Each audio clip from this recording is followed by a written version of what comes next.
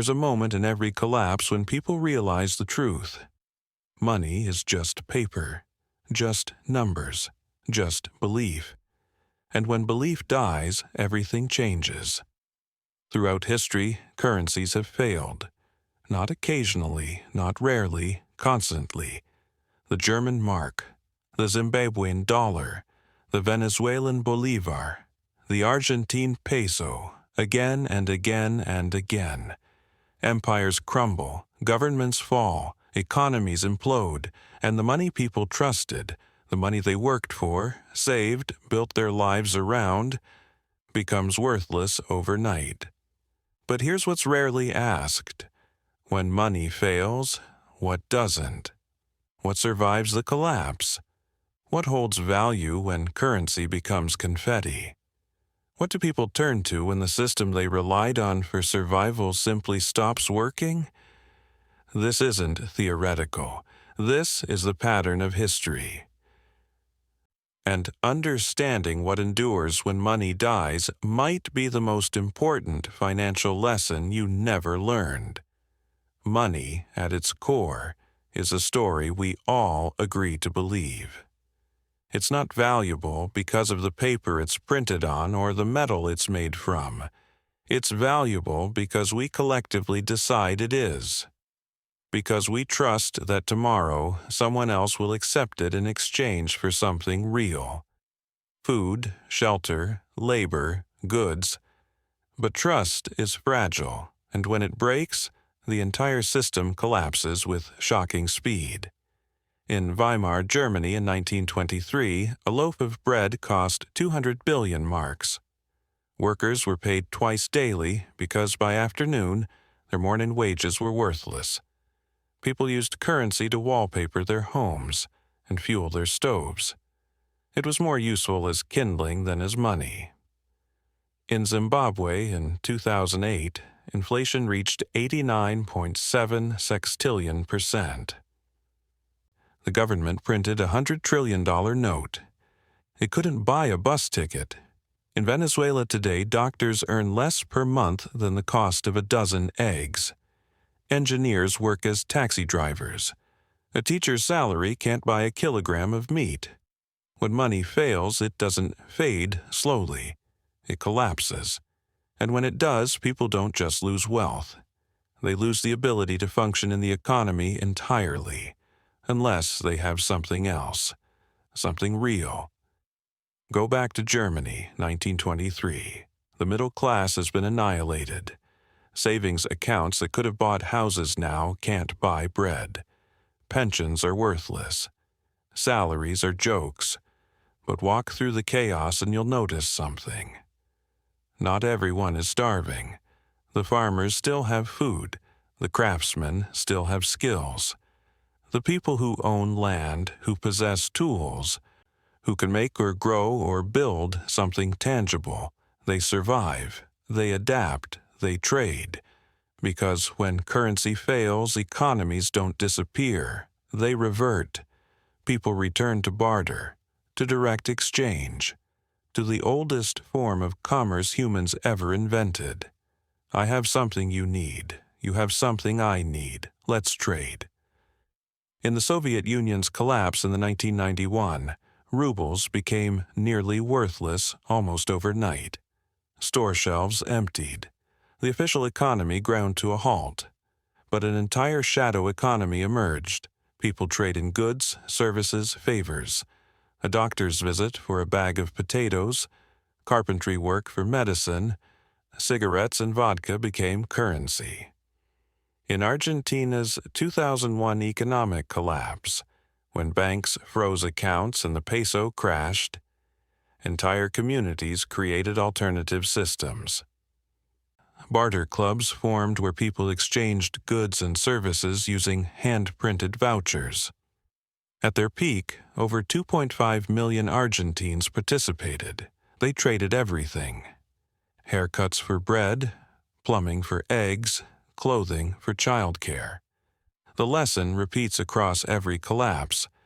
When official money dies, real value doesn't. It just changes form. So what actually holds value when currency fails? The answer is almost always the same. Tangible assets, physical goods, things you can touch, use, consume, or trade. Food is first. Always. When hyperinflation strikes, the grocery store becomes the most important place in society.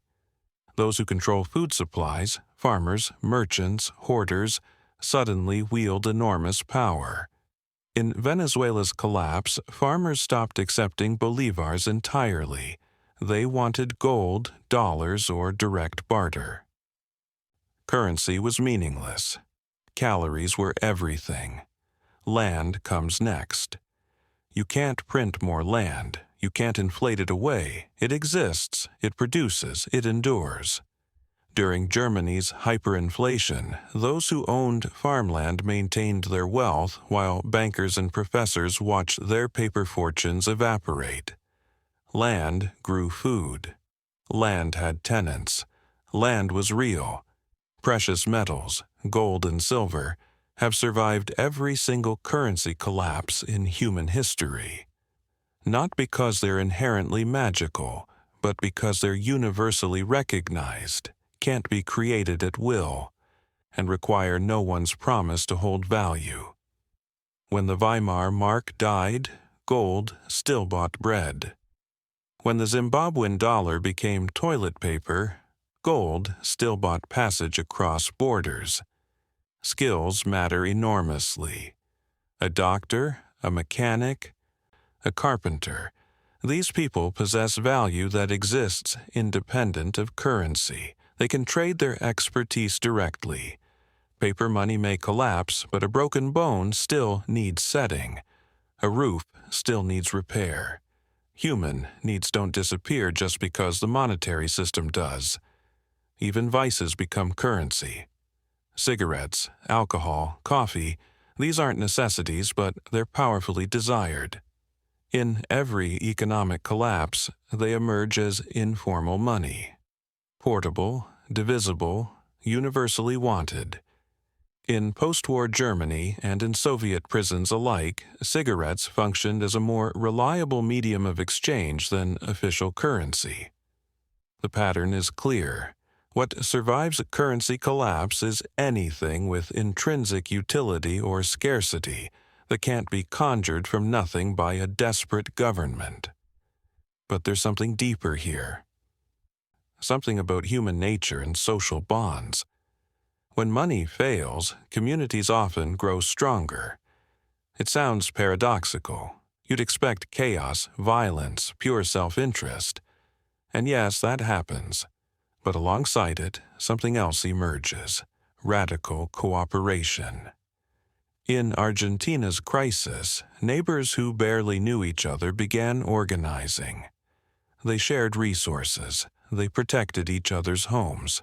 They created informal childcare networks so parents could search for work. They pooled money to buy food in bulk. In Greece's economic collapse after 2010, when unemployment hit 27% and the healthcare system nearly disappeared, people created solidarity clinics, volunteers providing free medical care. They established community gardens on abandoned lots. They formed networks to help each other survive. Why? Because when the system fails, the system can't save you. Only people can. Money, it turns out, often mediates relationships in ways that hide our dependence on each other. It creates the illusion of independence. You don't need your neighbor if you can just buy what you need. You don't need community if money gives you access to everything. But when money vanishes, that illusion vanishes with it. And people remember an older truth. Humans survive through cooperation, through trust, through networks of mutual aid that no currency can replace. This doesn't mean collapse is desirable. The suffering is real, often catastrophic. But within that suffering, there's a revelation. The things that matter most: relationships, skills, community, tangible resources. are the things money could never fully buy anyway. Now, bring it to the present day, to our world, to your life. We live in the most abstract monetary system in human history. Money isn't backed by gold. It's not even really paper anymore. Most of it is just digital entries in databases, numbers on screens, ones and zeros. The entire global economy runs on belief, on trust in institutions, on faith that the system will hold, and maybe it will. Maybe our currencies are different. Maybe modern central banks and governments have truly solved the problems that destroyed every previous fiat currency. Or maybe they haven't. Maybe we're just in a longer, slower version of the same story that's played out countless times before. Since 2008, central banks have created trillions in new currency. The money supply has exploded. Debt levels, government, corporate, personal, have reached heights never before seen in history. The system is more leveraged, more abstract, more dependent on confidence than ever. What happens if that confidence breaks? You don't have to believe collapse is imminent to recognize the pattern. Throughout history, every fiat currency eventually fails. The average lifespan of a fiat currency is 27 years. The US dollar has been fully fiat since 1971, over 50 years, an impressive run, but not unprecedented, and not guaranteed to continue forever. The question isn't whether you should panic.